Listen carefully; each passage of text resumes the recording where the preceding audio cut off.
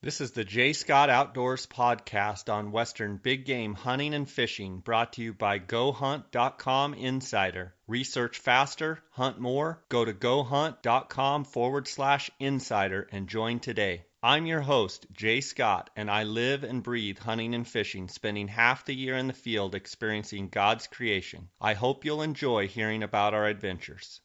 Guys, I want to thank you for supporting my podcast. I want to thank you for all the questions and the comments and the feedback that I get through my email at jscottoutdoors@gmail.com. Every day that goes by, I get an email from one of you guys requesting someone to be on the podcast and asking me questions about something you heard on the podcast and things that you want me to cover. And without your support, this podcast wouldn't be possible, and I just want to thank you for that. I also want to thank my two sponsors, GoHunt.com Insider and DeadeyeOutfitters.com, for their support of this podcast. GoHunt.com Insider has been with me from the beginning, and they've been an unbelievable sponsor. The Go Hunt Insider has been giving away great hunts and great hunting gear. And this last month of October, they have given away 2 Coues Deer hunts in Sonora, Mexico with Darr Colburn and myself, Colburn and Scott Outfitters. This month they're giving away 10 Coues packs, and I want to encourage you guys to go to their site, GoHunt.com. I want to encourage you guys to go sign up for the GoHunt.com Insider. They've got a new filtering 2.0 system that they're about to release that's going to be extremely helpful when applying in all the western states. And GoHunt.com Insider is a phenomenal resource. And I want to remind you guys, when you do sign up, click on the blue Join Now button and use the J. Scott promo code. And they will automatically send you a $50 Coues gift card to use to buy some Coues gear. At GoHunt.com Insider, I can't say enough good things about what these guys have going on, and they're really about to shock the world, so to speak, with what they're about to launch. So it's exciting stuff. I also want to thank DeadeyeOutfitters.com. These guys make awesome quality t-shirts, hats, and hoodies. And Chris Lacey, who's the artist behind all of the designs and logos, is one of the most famous wildlife artists. He does all of the murals for Cabela's, and this is just high quality stuff. And go check them out at DeadeyeOutfitters.com. You get a 10% discount on all items purchased on the website if you use the J. Scott promo code. And guys, I want to continue to make this podcast free. And with these sponsors, I'm able to make it free to you guys, my listeners. I just want to thank you so much for your support. And if my voice sounds a little bit down, I actually, on Parker's strip hunt, Parker Colburn strip hunt, I got a bad cold and it turned into pneumonia. And so I've been about 6-7 days now of pretty tough going, but there's light at the end of the tunnel, and the scouting for the Desert Bighorn sheep hunts is underway, and just a lot of great stuff still to come here in this fall 2015 season. So guys, I want to encourage you to get out there. I want to encourage you to take a kid hunting and fishing, and I want to encourage you to give it 110% on every outing, every scouting trip, every hunt, and make the best of it you can. Life is short. You don't know when your time is up, and just give it everything you've got. Welcome to the J. Scott Outdoors podcast. Today we have my hunting partner, Darr Colburn. Darr is also partners with me in our real estate business and in Colburn and Scott Outfitters. I'm happy to have Darr on the podcast, and he's had an unbelievable role here in the last 30 days with both his boys, Paul and Parker, and both have been able to harvest unbelievable bucks. Darr, how you doing? I'm great. How are you, man? I'm doing better today. I got sick on Parker's hunt coming off the strip, and as you know, got home, and you were just telling me to rub a little dirt on it and I'd be fine. I turned out I got pneumonia, and This is the first day I've kind of had my voice back in order to do some podcasting. So glad to have you on. I'm excited to talk about. It's been a heck of a last 30 days, hasn't it? Yeah, it's been quite the ride for sure. We've been blessed in the Colburn household, that's for sure. That's awesome. Starting out, Darr, I know we did a podcast interview a month ago or so, and you were kind of alluding to the hunts coming up. And what I want to do is go back over, starting with Paul's hunt, your 10-year-old. This was going to be his first deer hunt, and I know that you and I had talked so much, and you had made it very clear to me that it was very important that you wanted Paul to have a very good experience, and you weren't necessarily concerned on the size of buck as much as a good situation where he could enjoy himself and come out with a buck and be successful. And against, you kind of spoiled that kid. He went straight into this hunt and shot a 121-inch deer. Would you have ever thought that that was going to happen? No, not in my wildest dreams. No. And I guess for the record, you've shot 3 bucks that hover right there around, 119, 120 yourself, and your youngest comes right out of the gate and shoots a buck bigger than you've ever shot. That had to be very rewarding. It was, for sure. I was so happy for him. Yeah, it was just a dream come true. We had a great hunt, and the size of the buck is just a bonus. But we had just a great experience and hunt, and it was just amazing for sure. So tell me a little bit. I know that Paul drew a over-the-counter general season Central Arizona deer tag, and tell me your thoughts on putting him in for that hunt and what your thought process was going into it. Well, actually, he did not draw. This was a tag signed over from my mom, his grandma. Paul was not able to draw. I had put him draw a tag. He put in for a couple hunts, including juniors hunts, and was not able to draw a tag. So his grandma did just a general season October whitetail tag. So she signed it over to him so that he could go, and it kind of was a perfect storm in my opinion for this year for the October hunts, because we had some rain right before, and the temperatures cooled down. So it was, I would say, unseasonably cool, which the weather prior to the hunt kept those deer down, and it cooled things off. So I think we're blessed with a good hunt, good deer movement. Yeah, the conditions were great. I had just gotten back from 30 days of elk hunting, and I had made arrangements to go to California to watch my niece play volleyball. That was really the only weekend, and I had already agreed with my wife that I was going to go, and then I realized too at basically the same time that was the same weekend as Paul's hunt, and it was really hard for me to miss it. I was there for Parker's first year, and I was sad that I missed it, but it was great getting updates from you. Tell me a little bit about the area that you decided to hunt, as far as what you did to prepare, and I believe you went in scouting and such, and why did you pick a remote area to go to? Well, I knowing that there's a plethora of tags on those early hunts, the people are usually a problem. So I didn't want to be in a foot race or a rat race with a bunch of people. So I decided, prior to the hunt that I wanted to backpack, especially with little kids, to give us not that we're going to backpack 6-7 miles in. I just wanted to backpack in far enough that we were starting out hunting where most people were turning around, and we weren't having to hike as far every day because we were already in there.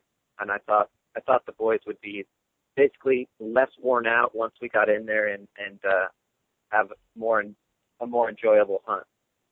So I had gone in the weekend before and tacked in 6 gallons of water for us, and it had seen some bucks. One pretty nice one that I thought would be great to shoot, and saw 4 or 5 other bucks. So I knew there was plenty of bucks around to try and locate once the hunt started. And did you have a specific number in mind, or had Paul talked about, any type of buck, or did he want to, what did Paul want, and what were your expectations and what were his?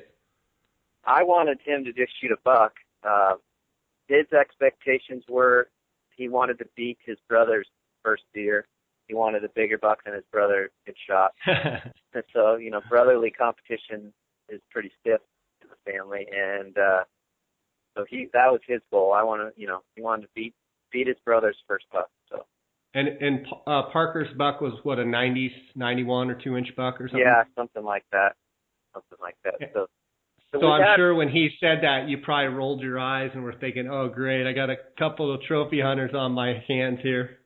Yeah, and I knew that would probably go down after we hunted for a day or two, and it's easy to say that, and then once you're out there and you're not usually seeing deer like that, sometimes your expectations go down a little bit. So I was thinking that would be the case, but he was pretty firm on what he wanted. I want to ask you about some of your gear. You obviously had to take up all your own food and all your your backpacking tent and all of your different gear. Tell me a little bit about your prep there.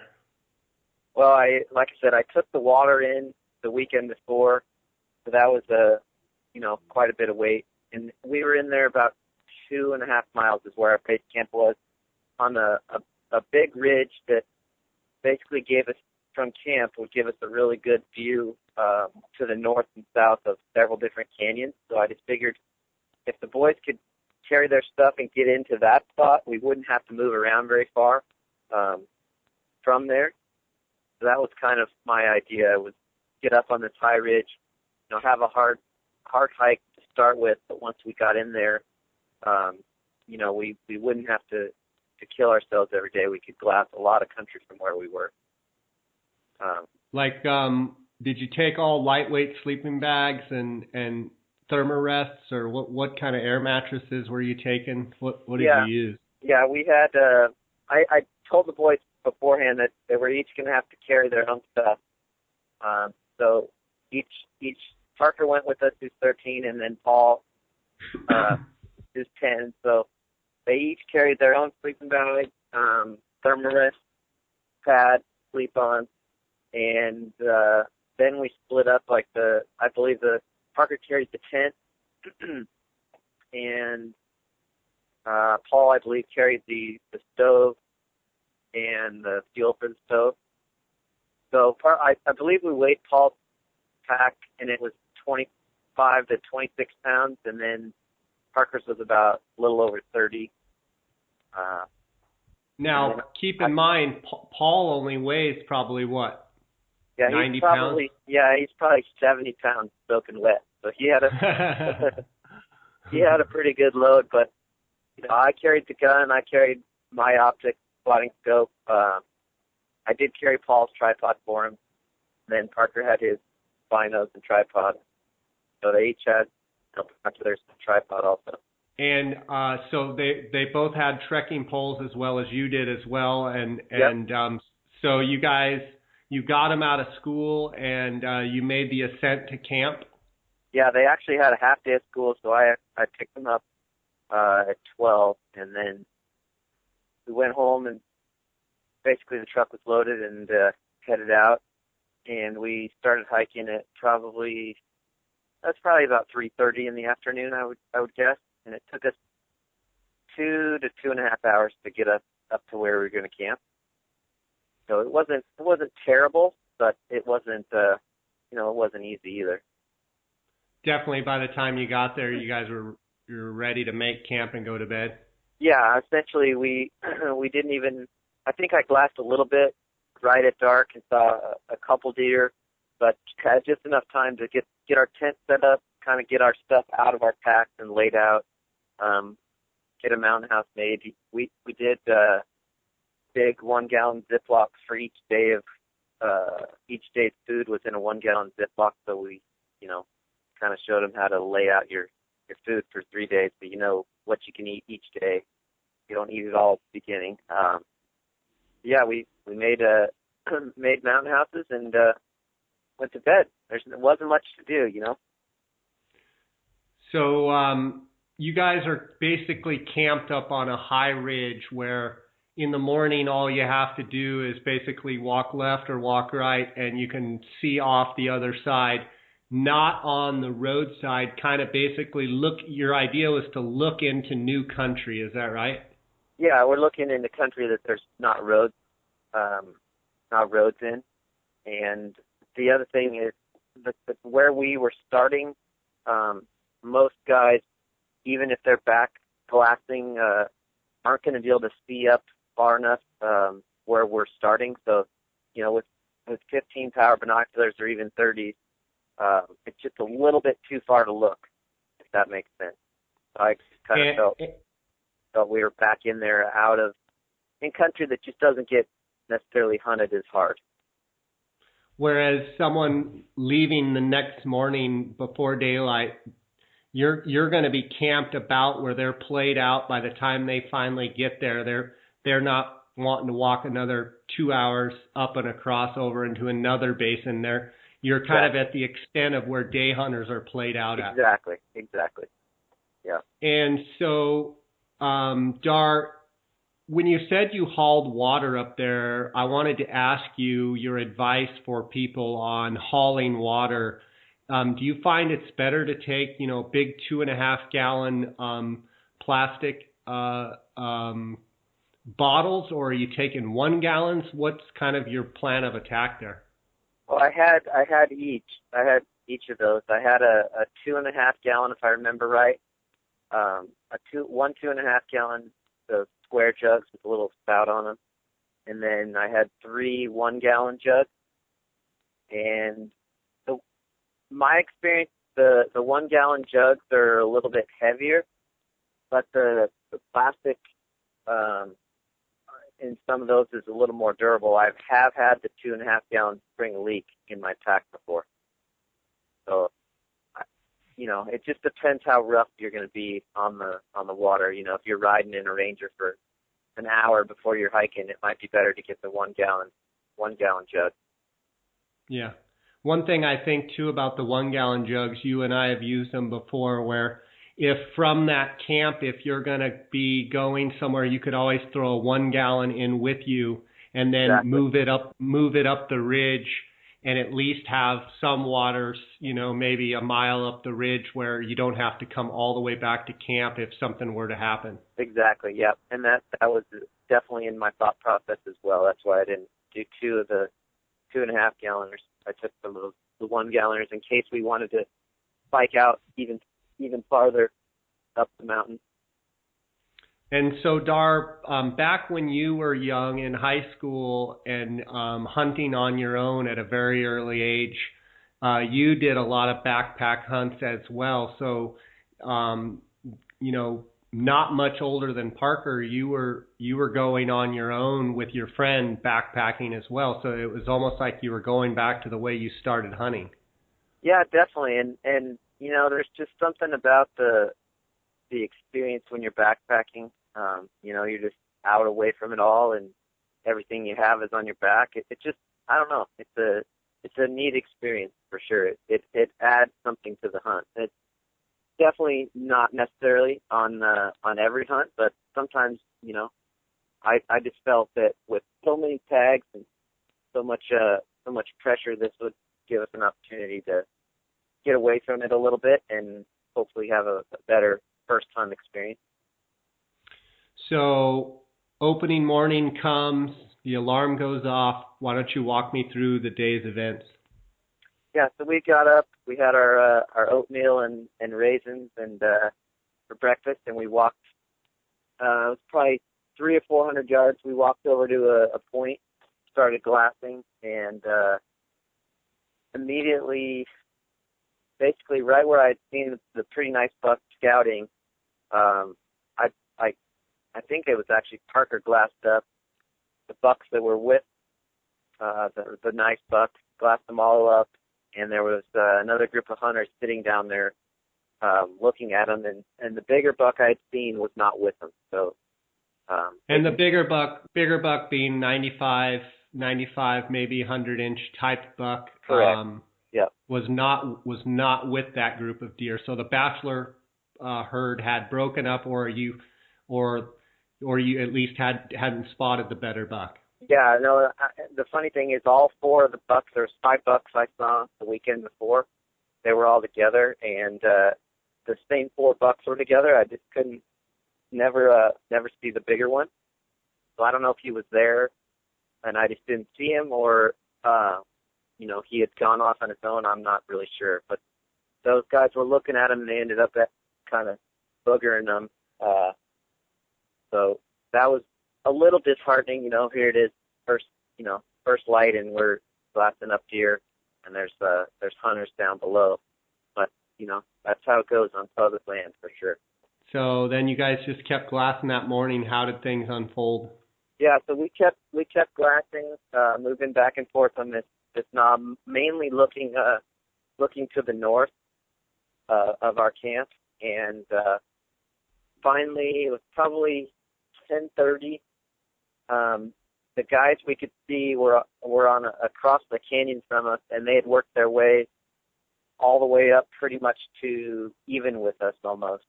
So at that point I figured, let's go back to our tent. Why don't we eat lunch, and then we'll look off the other side.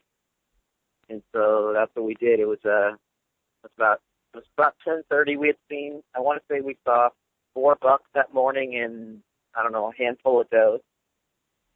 And so about 10:30, we walked back down to our tent, grabbed a quick lunch, and I think Paul was still eating lunch, and I walked over to the edge, the rim by our camp, and started glassing, and had spotted some mule deer bucks and stuff. And Parker came over and sat down, and he hadn't glassed for more than a couple minutes, and he said, "Dad, I got a deer you need to take a look at.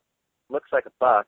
And he was using 10 Centaur binoculars, so I panned over to where he's talking about, and there's this giant-looking buck bedded, facing away from us on a kind of a more open slope. And so I got my spotting scope on it and knew it was definitely a big one. That was pretty cool that Parker glassed it up. Pretty dang neat. And so Parker was using your 10 power EL Swarovskis, and you were using your 15s. Yep. And so you backpacked, but you did take your spotting scope in there. What made you want to take your spotting scope, even though you had to carry everything else on your back? Every time I've not taken it, I always just feel handicapped without it. Just to really know what you're looking at, I just really like to know. So I don't know. It's a ton of weight, but I like looking at what I'm going to go after, or know what I'm going after. So the distance of this buck that Parker spotted, how far away roughly was it when you first saw it, when he spotted it and showed it to you? So I'm going to say it was across a pretty big canyon, and it was probably 1,000 to 1,200 yards. When you first saw it with your 15s, did you know immediately that it was, 100-inch plus type buck? Yeah, definitely. And yeah, and then I looked at it through the spotting scope, and it was facing away, but I knew it had good width, lots of points, tall points. I told Parker it was a 110 to 115 buck. And I actually was looking back on my text messages. I tried to text you. It did not go through, but I texted exactly that. Parker just spotted a 110 to 115. We're on the move, but it didn't go through. Yeah. So, I want to go back to something that I think is interesting. It seems when you start getting into that big buck, 110 plus inch category with Coues, that You can tell the frame, and you can tell usually, I mean, out to a pretty good distance. I would say, close to a mile, I can usually tell if the buck's, 110 in that category. What would you say about that? Yeah, definitely. I mean, I haven't seen too many 110 bucks that I think look small. Yeah. So yeah, usually a big buck looks big, and he definitely looked big. So what was the plan then? So it was across this really pretty big canyon that Paul and I were going to have to cross, and there was only really one point to shoot from that would be close enough. So I left Parker with a radio and his stuff, so he stayed there watching the buck, and then I took Paul and told him, don't even take your backpack, just go light so you can get across there.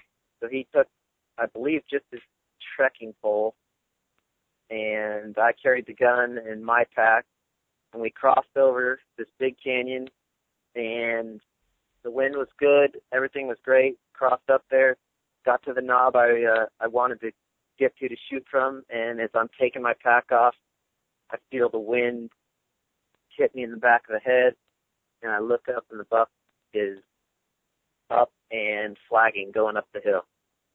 So, Darr, that's a feeling that no Coues Deer hunter, we've all been there, but it's definitely not the position that you ever want to be in. Let's take a quick break here, hear from our sponsors, and then I want to hear how this unfolds. Guys, GoHunt.com Insider is the title sponsor of this podcast. Get everything you need in one spot. Join Insider today. Find and plan your hunts more effectively than ever. Complete state coverage. See detailed information for every unit, every species, every hunt. Interactive maps. Quickly find hunts that meet your exact search criteria and explore them easily. Strategy articles. Learn new things and find hidden opportunities with exclusive articles. Species breakdowns. Top trophy units are hiding in plain sight. Find them with our statistics and historical data. Another great thing about GoHunt.com Insider is they have monthly giveaways that are worth $100,000 plus a year. Each month you will automatically be entered to win gear, tags, and hunts. That is if you're an Insider member. Past prizes include a $22,000 Dall sheep hunt, 3 Red Rock precision rifles with a $21,000 value, 5 Zeiss Conquest HD binoculars with a $7,500 value. Not to mention this past July they gave away 4 hunts, an antelope hunt, 2 elk hunts, and a mule deer hunt. Join Insider today and get a $50 Coues gift card. All you have to do is go to gohunt.com/insider, click on the blue Join Now button, use the promo code JScott at checkout, and GoHunt.com will send you a $50 Coues gift card. I want to thank GoHunt.com Insider for being the title sponsor of this podcast. So, Darr, you guys have moved into shooting position or dang near close to it, and you're trying to acquire the deer, and the deer he has winded you and he's going away. He's leaving the country. Yeah, so How close were you roughly to the deer? I would say we were 250 to 300 yards, and I was literally taking my pack off when the wind switched. So I did get my pack off. I already had my binos out on the tripod. I got the pack set down, with the gun, and Paul laid down, and the buck actually paused at, I want to say, 450 yards, about to go over the top of the mountain, and I just didn't want him to shoot that far in those, those conditions. So I told him to wait, and we'll try and find it again. But the buck ended up basically just going straight away and went up over the top of this mountain. And luckily, Parker was able to keep an eye on it. When it spooked, he stayed on it and watched it go up over the top of the mountain, and could see it went into a little cut where there was some thicker brush. And he said, Dad, it never came out. It never came out. I'm pretty sure it's still in there.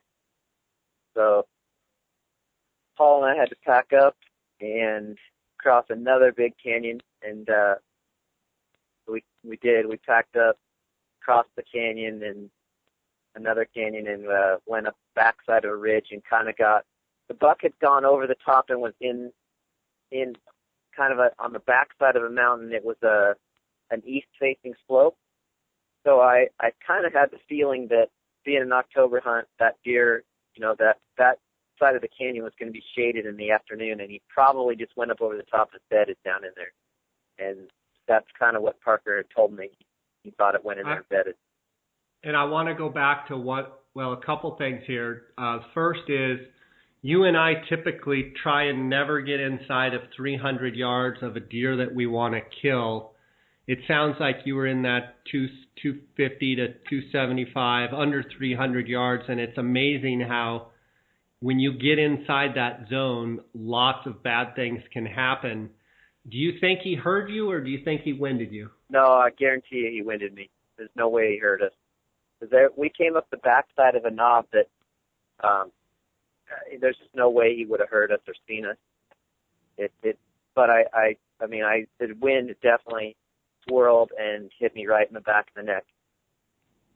So he winded you. And then another thing I want to point out is, so when the buck was leaving, once Parker said he had eyes on him, what did you tell Parker, and what is a good lesson for people to learn if they haven't already about that exact situation?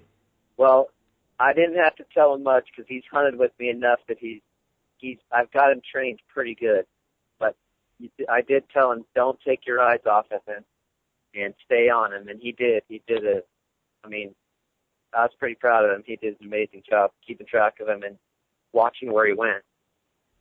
I think something important to note when you say don't take your eye off him, and Darr and I have hunted together for years, and so we understand when I'm in the situation that Darr's in, and Darr's up on the ridge and he's watching a buck that I've spooked, or I'm watching a buck that he's spooked, when we say don't take your eyes off him, that doesn't mean you watch them and you're thirsty and you get some water out of your pack and by the way, you're hungry, I need to it's time to eat, and I got to take a leak, so I got to get up.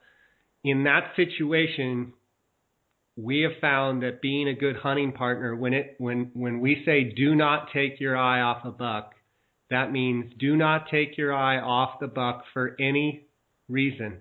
Yeah. And I think it's so important to just really drive that home, that if you are going to kill these deer efficiently, that means you do not take your eye off the buck for any reason. If you have to, take a leak down the, through your tripod on your knees, whatever you got to do.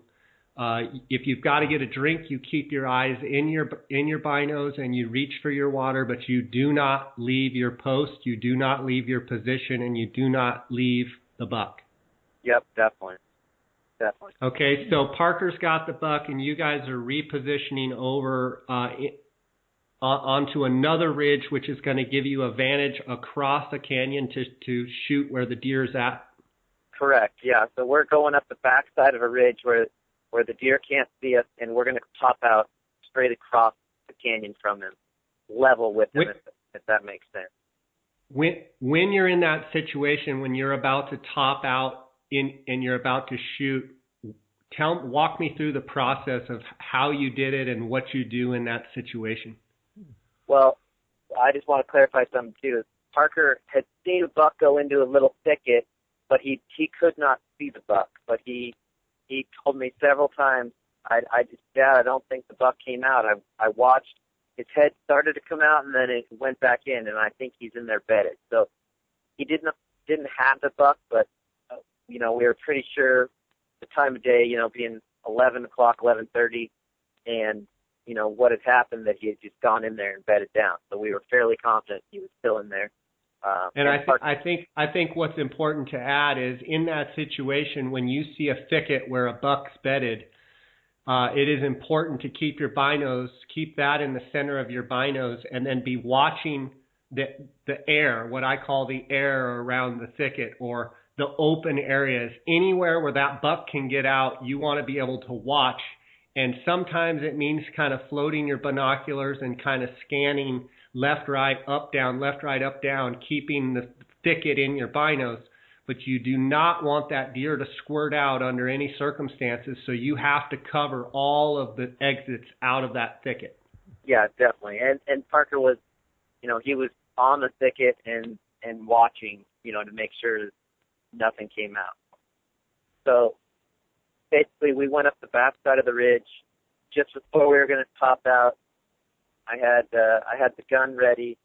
I loaded one in the chamber, which I usually, I never carry the gun with a bullet in the chamber. I always have, there's some in the magazine, but never one in the chamber. So we put one in the chamber. I had my binos out on the tripod, and I had a couple jackets out as well, so I could build a rest, for Paul. So we eased up to where I could kind of see where the buck had gone over, and kneeled down and started glassing with the binos, and immediately glassed up the doe, up feeding, kind of below where Parker had said the buck was. And so I felt fairly confident that if the buck had blown through there running, that this doe wouldn't be up feeding or be in there. So I just started glassing around where Parker had seen him and actually picked the buck up laying there bedded. And then so you built a rest? Yeah, so once I glassed the buck up, we moved up just a little bit farther to where we had nothing in between us and the buck, so Paul could shoot straight across the canyon. And I built the first rest with the backpack, the bipod down on the front of the gun, the backpack underneath the back of the gun, and some jacket stuff, and had Paul find him in the scope and stuff. And he told me that it just wasn't super steady. It wasn't steady enough. So I said, okay, no problem. So we actually gathered up the stuff, and we moved over about 10 yards to a kind of a little rock pile that had a flat rock, and I built another one and got it set up, and he told me he was real steady at that point. So Darr, when you're building those rests, what are you looking for when you're building those rests for either you to shoot or a client or your sons? Well, with the way I have the gun set up is there's a Harris bipod. I think it's like a 9-inch or whatever bipod on the front of the gun, and I like to put that down in the front and then have a pack or jacket underneath the back of the gun so that it's supported back there, so that you're not having to hold the gun up. It's resting on something that's supporting the butt end of the gun. That just makes it really steady.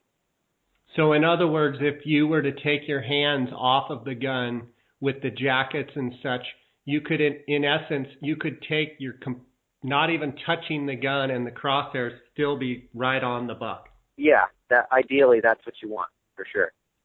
Okay.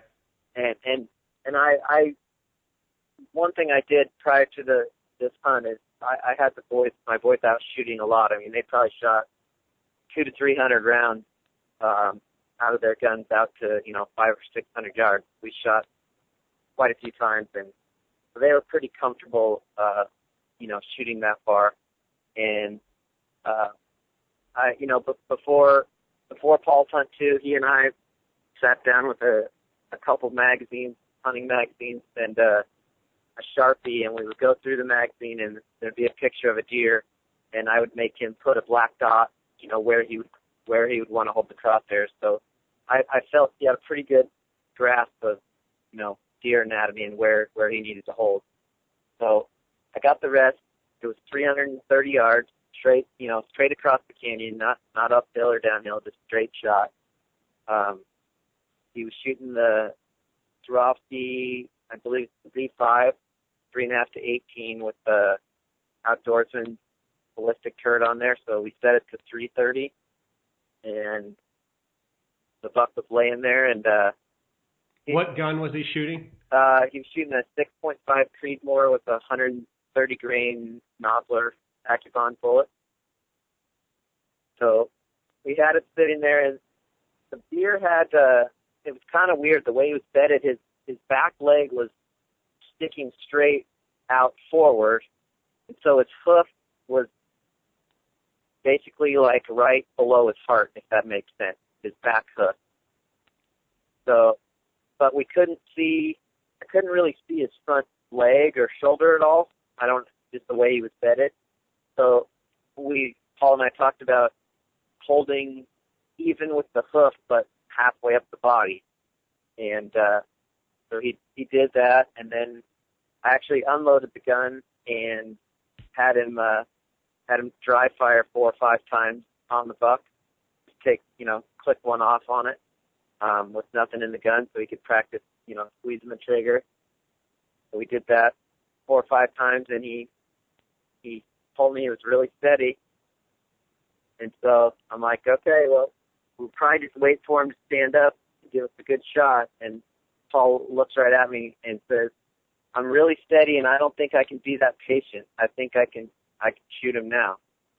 But all right, well, let's try it. If you're really steady, let's, go ahead and I'll put one in and you can squeeze it off. And so I loaded the gun and asked him again, are you really steady? Yes, really steady. And so he squeezed one off, and the buck never even moved. It just basically just rolled him over right in his bed. It was pretty awesome. That is unbelievable. Just rolled him in his bed. Yeah, just never even got up. He just rolled over backwards, just sideways, just rolled flat over. It's unreal. Wow. And you didn't, at that point, you knew it was a big buck. You really weren't looking at the antlers to, really let it set in at that point. No, and I looked at him in the spotting scope, bedded, facing away from me at, 1,200 yards or whatever it was initially. But once I saw what it was, I never looked at him again, really. And then when I was on the spot with Paul, my main focus was to get him set up and situated, and it didn't matter. You know what I mean? I just wanted you already decided to shoot it, so it didn't matter what it was. Exactly. I'm looking at my text messages. Friday, October 23rd at 1:39 p.m. Paul just hammered a good buck. I respond, awesome. Is it dead? Darr responds, he rolled him in his bed at 3:30, and I can still see his head trying to move, but he can't get up. He got him. Yeah. How big? How big, I asked. He says, looked good. My impression was well over 100 inches. Parker glassed him up, bedded at 10:30. And then that was the longest wait. I waited and waited and waited and waited. Finally, I couldn't help it. I text back, did you get him? And you had already been over to the buck. Yes, he's a monster. Yeah. So what an unbelievable account of a kid's first hunt, and rolled him in his bed at 330 yards. I think that just goes to show that if you really train and you really practice and you really get a good rest and you do everything, systematically, and that I don't want to say anybody can do it, but literally you basically trained Paul and it worked perfect. Yeah, I mean, it definitely, practice makes perfect, and he knew the gun. He felt comfortable shooting that far. He was able to tell me he's steady, and he can make the shot. So I felt pretty proud that he made a good shot and took one shot and got him. But it also, it goes back to when you're hunting with kids, you really need a controlled situation. You need that, you need to be able to have a rest. You need to get them on a bipod in a backpack where they're super solid, steady, so they can be successful. Because if he would have taken that shot at 450 yards, rushed, he wouldn't have got it. So yeah, and what an unbelievable buck! I mean, he's basically a mainframe 4x4, right? With extras on both sides, and big long eye guards, real heavy. You let me score the buck. You had already scored the buck. I scored the buck at 121 inches. Just an unbelievable buck. if it would have been his 50th Coues Deer buck, it would be an unbelievable buck. Yeah, and exactly. It's crazy that it's his first buck. Yeah, so when we had to cross that pretty big canyon to get over to him, and I once we did, Paul picked him up, and I just told him, Paul, you have no idea what you just did. You don't understand what you just did. I was so proud of him. And we called Parker on the radio, and because I told him he was not to start hiking over to us until we got to the buck. And so he Why started, is that, Darr? I just didn't want, we've had situations where you think something's dead and you get over there and it's not there. It's best to always keep someone with eyes on it till you get it for sure. I think it's important to note that you and I, unless we can see the deer, it's out in the open, or there's a real distinct tree. If someone's watching, always keep someone watching, and it's important not only if the buck were to get up, but it's also important when the hunter gets and the guide gets over to in that area. A lot of times everything looks the same. I think it's important to note that you really want to mark with your landmarks, either by certain big trees or big rocks, where your buck is, and Darr can weigh in on this. I like to mark things, to the left and to the right, or up and down, so that, not just one landmark. I like to say it's between this and this, so that you can go, once you get over there, you can say, okay, here's the pine tree and here's the ocotillo, or something like that, or here's the big rock and here's the mesquite, and know that buck is somewhere in between there. I think marking your animal when it's down, and quite honestly, marking your animal when you're making your stalk, if you have to leave your position, so that when you get to where you're going to shoot from, you can immediately go to your landmark, and that's just a tip I'd throw out there. Definitely, and it's amazing, even when you do take landmarks and mark stuff, you get over there and it still looks different, and you still have a hard time. So it's definitely important to know your surroundings before you charge off after something. So yeah. Parker gets up there to you, and tell me what happened. Yeah, so it took Parker probably an hour to get over to us, because he had to cross a pretty big canyon, and so he got over there, and we had taken some pictures and got it all cut up, and I packed it out. Parker brought us some water and stuff, and so we started hiking back to camp, and we didn't get back to camp until, I don't know, it was probably 30 minutes after dark that night with the buck and the meat and everything. So it was,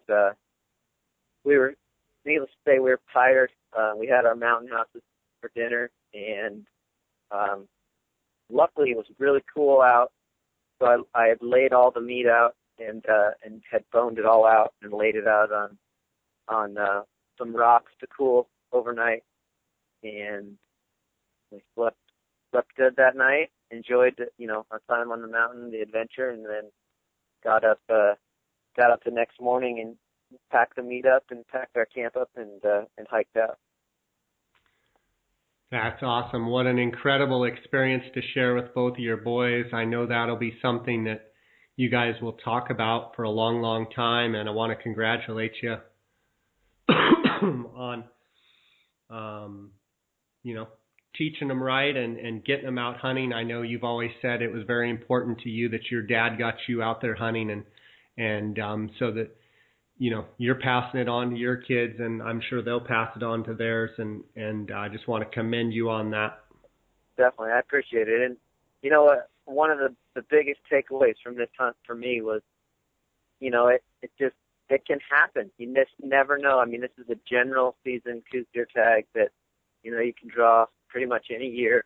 I'd never seen the buck before. I mean, it's not like I had him pegged or anything. I'd never seen the buck before. Just went into an area I thought looked good, and, got lucky, and just things worked out, so it can happen. That's awesome, buddy. I can't wait on the next episode to talk to you about the second part of the story with Parker Colburn, your 13-year-old, drew a Arizona strip tag, Unit 13B, and you hired Breck Bundy of MDA Outfitters, and we went up there and had an unbelievable experience and hunt. And Parker shot an old, definitely what you would call a strip buck, and so that's going to make a great episode. I want to thank you for being on with us and sharing your story and sharing your knowledge. And I wanted to finish this episode and remind everybody that Darr and I are in the real estate business, and Darr handles most all of the home acquisitions from our team. Darr, how's the market look out there? The market's pretty good. It's not on fire, but it's been pretty good. Typically, we're going into the holiday season, so typically we have a little bit of a slowdown from now usually through the first part of January. Then it'll pick back up again. I know you've got several things in escrow and several things cooking, and I would tell the listeners out there that if they're interested in buying or selling a home or a piece of property, to give Darr and I a call, and we will help you the best way we can. And we've been doing real estate a long time. Darr, it's pretty interesting. I've been doing some real estate renewal hours. Every 2 years we have to take 24 hours of renewal, and it's kind of crazy, but I'll be 18 years here in real estate at the end of this month. Wow, that's crazy! Congrats. Yeah, you got me into it. I want to say it was 2000 or 2001, something like that. Yeah, you've been doing it. Time flies when you're having fun, right? That's right. Darr, I want to thank you for being on, and I just enjoy hunting with you. It's been a pleasure having you be my hunting partner and business partner, and I look forward to the next episode when we talk about Parker's buck, and congrats again on Paul's buck. Thanks, man, and look forward to talking to you about Parker's, and thanks for having me on. All right, buddy. Take care. All right, you too.